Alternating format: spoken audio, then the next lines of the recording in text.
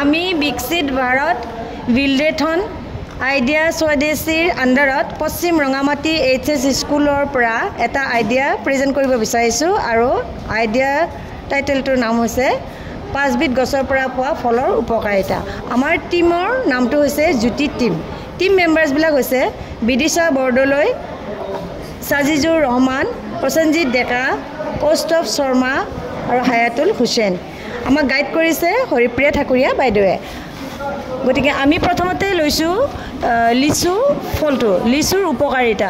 লিচুৰ উপকাৰিতা বিষয়ে আমি এতিয়া ক'বলৈ গৈ আছোঁ, যাৰ ভিতৰত নেকি কি থাকে, C vitamin, potassium, calcium, iron, fibre আদি আছে। লিচুত থকা আহে হজম প্ৰক্ৰিয়াত সহায় কৰে। লিচুত কলেষ্ট্ৰল নাথাকে আৰু সেইবাবে হৃদযন্ত্ৰৰ কাৰ্যকাৰিতা যথেষ্ট পোৱা যায়। লিচুত থকা অতি নামৰ পলিফেনেলে ৰক্তবাহী নলিকা শক্তিশালী কৰাত সহায় কৰে।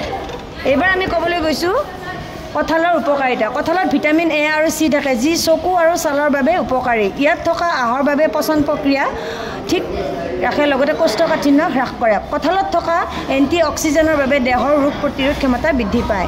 এইবাৰ লৈছোঁ আমি আম। আমৰ উপকাৰিতা: পকা আমে দেহত বল বৃদ্ধি কৰে আৰু শৰীৰৰ গঠন বৃদ্ধি হোৱাত সহায় কৰে।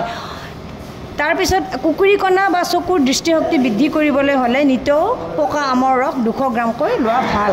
নেক্সট আমি লৈছোঁ মধুৰিআমৰ উপকাৰিতা। মধুৰিআমৰ পাতৰ ৰস খালে মুখৰ দুৰ্গন্ধ নাশ হয়। মধুৰিআমৰ পাত পেটৰ বিষৰ বাবে অত্যন্ত উপকাৰী। মধুৰিআমৰ পাতত কেলছিয়াম থাকে, যাৰ ফলত হাড় থুনুকা হোৱাত বাধা দিয়ে।